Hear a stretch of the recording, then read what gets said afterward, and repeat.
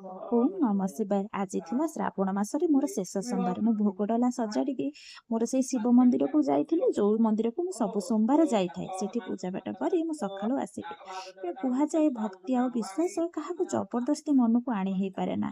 से मने मने आसी थाए। तो किछि किछि घटनारू भी ठाकुरଙ୍କ प्रति गोटे विश्वास आसी जाए। मु निजे मन को उपलब्धि करिछि। बेले बेले मो जीवन रे एम्ति गोटे गोटे दुख कि एम्ति गोटे समय आसे, माने मु से असुविधार मु बाहरी पारि न थाए। एते बड़ प्रोब्लेम हेइथाए।